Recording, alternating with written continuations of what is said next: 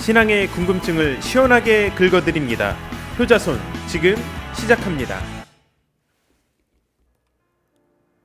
오늘은 여러분과 사마리아에 대한 이야기를 잠깐 해보려고 합니다. BC 931년부터 BC 722년까지 약 2세기 동안 존재했던 북이스라엘은 아수르 제국에 의해 더 이상 아브라함의 후손이라는 혈통의 순수성을 내세울 수 없는 사마리아인이라는 혼혈족으로 바뀌게 됩니다. 그 배경을 우리가 오늘 이 시간을 통하여서 잠깐 살펴보려고 합니다. 아수르는 BC 8세기경에 대놓고 제국주의를 표방하고 나섰습니다. 북이스라엘은 아수르의 공격에 대비하고자 아람 다메섹과 연합군을 만들었습니다. 그리고 남유다에게도 동맹할 것을 제안했습니다. 하지만 남유다 왕 아하스는 이를 거절하고 오히려 아수르의 왕이었던 디글랏빌레셀 3세에게 비밀 편지를 보냅니다. 그 편지의 내용은 이와 같았습니다. 친애하는 왕이시여, 북이스라엘과 다메섹과 수리아와 전쟁을 하는데 원군을 보내주시면 아수르에 많은 돈을 바치겠습니다. 이런 내용이었습니다. 보통 전쟁이라고 하면 그냥 쳐들어가면 그만이라고 생각하기가 쉽지만 여러 가지 이해관계가 얽혀있기 때문에 전쟁을 일으킨다는 것은 결코 쉬운 일이 아닙니다. 그런데 남유다 아하스의 편지는 안 그래도 전쟁의 명분을 원하던 디글랏빌레셋 3세에게 굿뉴스였던 것입니다. 그래서 아하스에게 편지를 받자마자 디글랏빌레셀 3세는 수리아를 공격해 전국을 폐허로 만들고 또 수리아의 수도였던 다메섹을 함락시키고 곧장 북이스라엘로 진격을 해서 많은 사람들을 포로로 잡아갔습니다. 그리고 디글랏빌레셀 3세는 북이스라엘 곳곳의 마을 전체를 통째로 아수르로 이주하라는 명령을 내렸습니다. 그리고 이때부터 혼혈족 사마리아인의 역사가 시작되게 된 것입니다. BC 727년에 디글랏빌레셀 3세는 갈릴리와 트랜스 요르단 지역을 정복하고 사마리아만 남겨둔 채 죽고 말았습니다. 그 뒤를 이어서 아들 살마네셀 5세가 왕이 됩니다.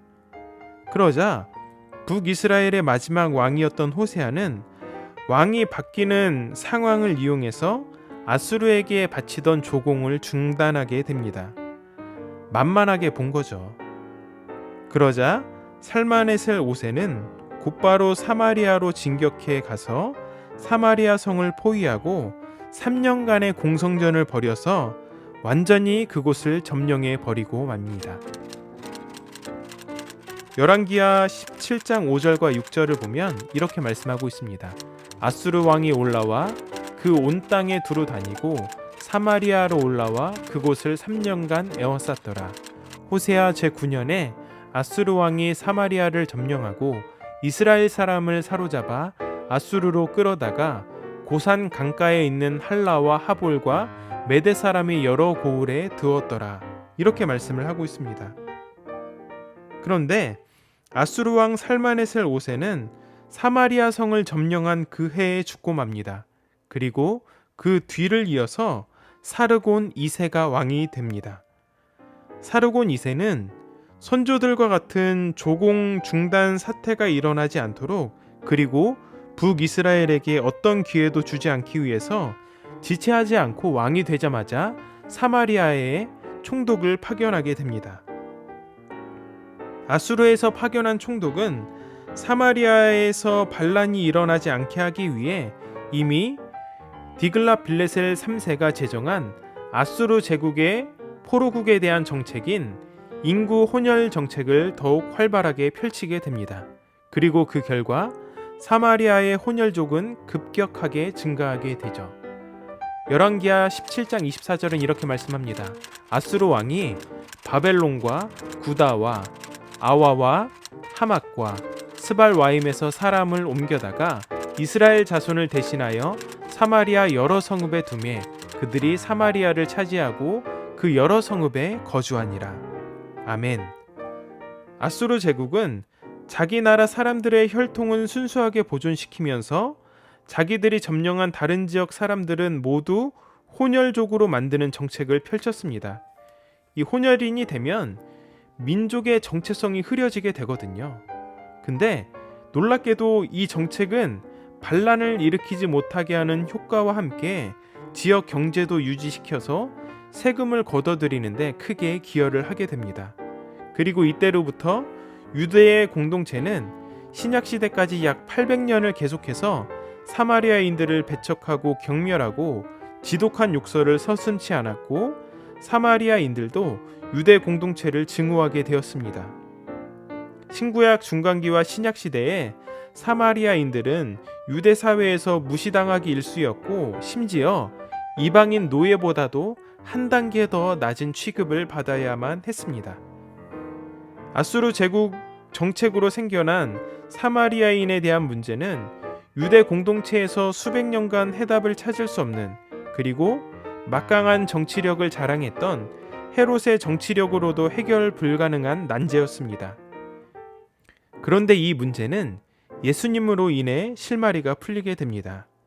예수님께서는 혼혈족이었던 사마리아인에 대한 안쓰러움을 성경 곳곳에 나타내셨습니다. 누가복음 10장을 보면 강도를 만난 사람을 도와준 사람은 제사장도 아니었고 레위인도 아니었으며 사마리아 사람이었습니다. 선한 사마리아인에 대한 이야기가 등장을 하고 있고요.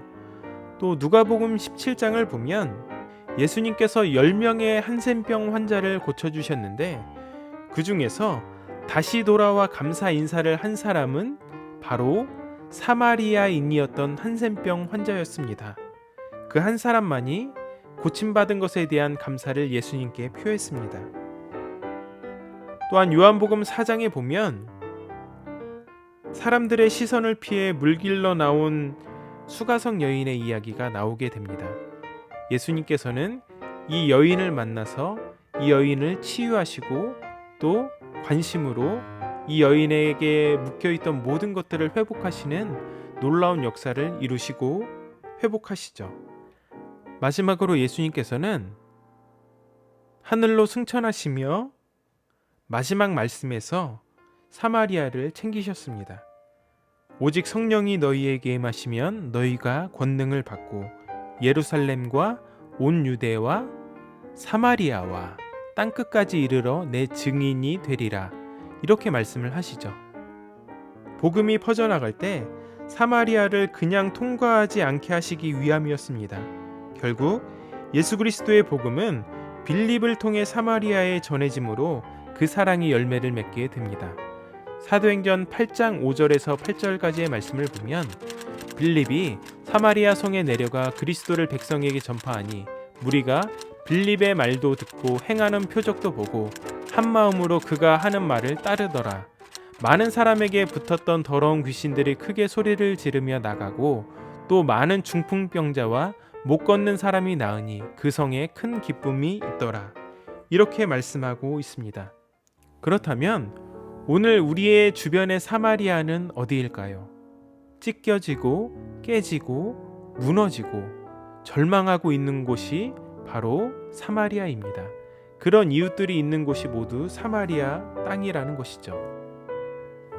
복지의 사각지대에 있는 사람들, 환자들, 장애인들, 노인들, 노숙자, 가출 청소년들과 같은 그런 이웃들 말입니다. 예수님께서 찢겨진 땅 사마리아에 특별한 사랑을 보여주셨던 것처럼 우리도 우리 주변의 사마리아 사람들을 위해 기도하고 또 실제적인 도움을 줄 수 있어야 한다는 것입니다. 마침내 사마리아에 복음이 전해졌듯이 우리의 기도와 도움의 온기를 통해서 무너져 있는 환경에 놓여져 있는 주변의 사마리아에도 따뜻한 복음의 능력이 전해질 수 있다는 것입니다. 그러므로 사랑하는 여러분, 주변을 돌아보시고 나의 도움이 필요한 곳으로 나아가시는 여러분들이 되시기를 바랍니다. 찢겨지고 깨지고 무너지고 절망하고 있는 이웃이 있는 사마리아로 나아가시는 저와 여러분의 삶이 되시기를 주님의 이름으로 축복합니다. 효자손 마치겠습니다.